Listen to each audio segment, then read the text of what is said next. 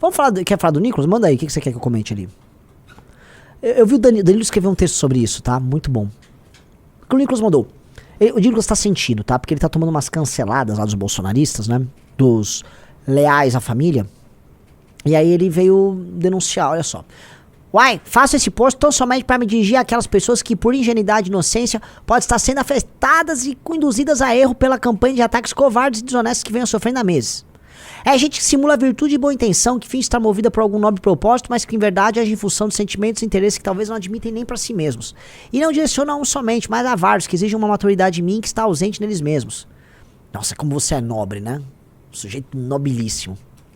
Me movo de acordo com os valores e convicções, não com base em um manual de conduta saído da mente de quem se imagina por alguma razão ter relevância, grandeza e moral para ser fiscal da conduta alheia. Não vou parar nem mesmo ser submisso ao medo do julgamento e ataques coordenados dos perfis falsos que em suas opiniões parecem ter eco no povo ou serem relevantes no mundo real.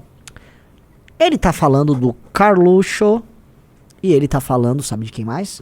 Quem? Dos bots e perfis do bolsonarismo que ele sempre disse que não existiam. O Danilo Gentili postou aí, tá? O Danilo, vai só no ex do Danilo. O Danilo mostrou porque o que o nosso querido Nicolas achava do gabinete do ódio até ontem. Vamos lá. Sobe. Aí. Tem que ser muito retardado pra acreditar que existe um gabinete do ódio.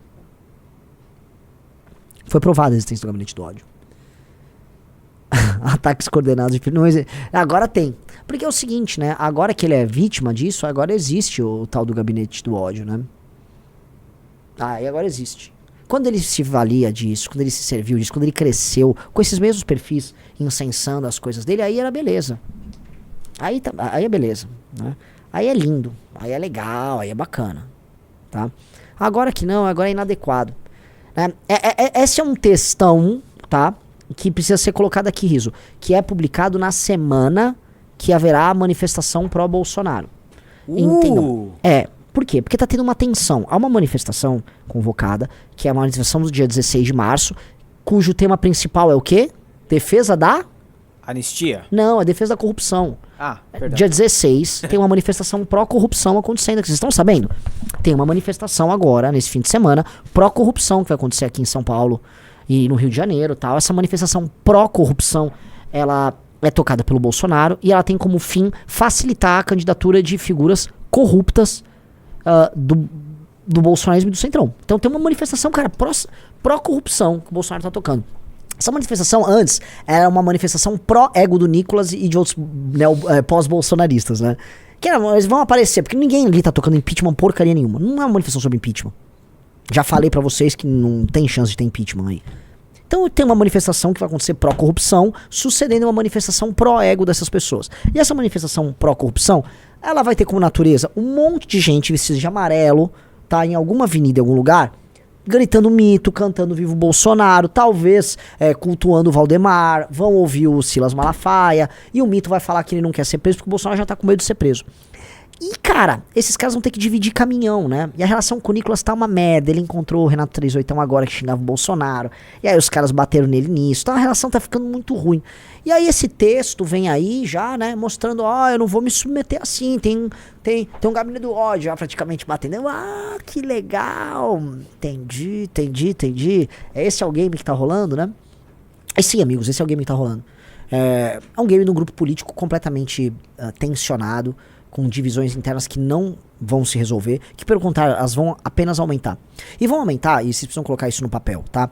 Porque as relações de poder entre eles vão se alterar. Eu lembro que ano passado eu falei muito sobre a armadilha de Tucídides, no caso Pablo Marçal versus Bolsonaro. Digite se vocês lembram quando eu expliquei o que era a armadilha de Tucídides, o que era o contexto da armadilha de Tucídides brasileiro, no caso da direita brasileira bolsonarista. Digite se vocês lembram disso. Tá, talvez... Você lembra disso, Riz, ou não? Quando eu falava? Você já fazia live comigo? Já. Acho que já, né? A armadilha de Tucídides é um conceito que um autor americano fez em cima da obra Guerra do Peloponeso, do Tucídides, que era um historiador grego, que contava a Guerra do Peloponeso, né, entre atenienses e espartanos. E ela tratava, o conceito da armadilha, ele tratava de uma tensão que havia entre duas forças políticas que buscavam hegemonia num determinado local. Esparta, que era a potência estabelecida, era uma potência mais continental do que marítima, e tinha um poderio militar maior do que Atenas. E Atenas, que ela tinha um poderio naval maior e que exercia, vamos dizer, uma pressão dada a competição com Esparta por estar criando colônias e criando um quase império após vitória sobre os persas, ali na região do Egeu, até ali perto da Ásia Menor e tal.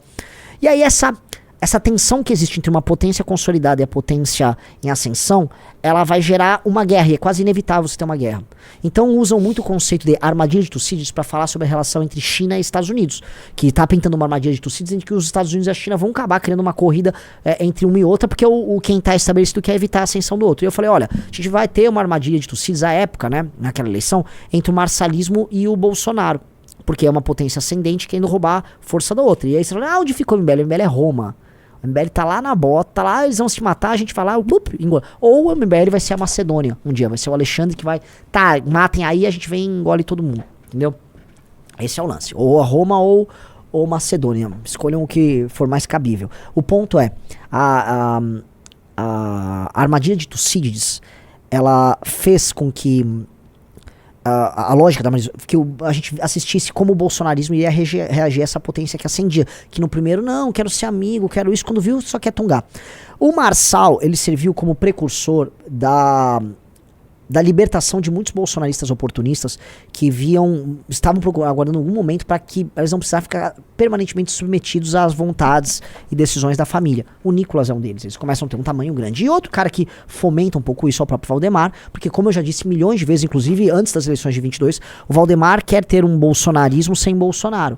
Ele quer ter um bolsonarismo que ele possa negociar e fazer as coisas dele, que ele possa ter os votos e manter o fundo partidário dele e o fundo eleitoral dele, do tamanho que eles estão, sem depender em si vamos dizer, dos humores de um cara muito instável como o Jair. Então ele investe no Nicolas aqui. E nos outros caras dos estados, ele traz os caras pra perto, cria esses super bolsonaristas e esses caras declaram a independência ao Jair. Então a armadilha de Tucídides está rolando agora, envolvendo não apenas Marçal, porque o Marçal perdeu muita força, o Marçal cagou todo na eleição. Envolve o Nicolas hoje. O Nicolas é um elemento disso aí. E aí você tem esse racha, ele é uma potência em ascensão dentro do bolsonarismo. E aí como o Bolsonaro... Então você tem essa guerra, por vezes ela é uma guerra fria, mas em algum momento ela vai virar uma guerra de contato. Né? E esse é o ponto. E nós aqui estamos nos estruturando, né? Lembre-se que a Macedônia ficou lá, se ferrou aqui, ferrou ali. Acho que ficou com os espartanos um pedaço dessa guerra, se eu não me engano. Tá? Mas ficou ali e tal, aprendeu guerra com os tebanos, estudou e tal, aí montou o próprio poderio Vlá. Então vamos tudo ao nosso tempo, mas deixa eles se matarem ali, tá? E tá rolando essa armadilha e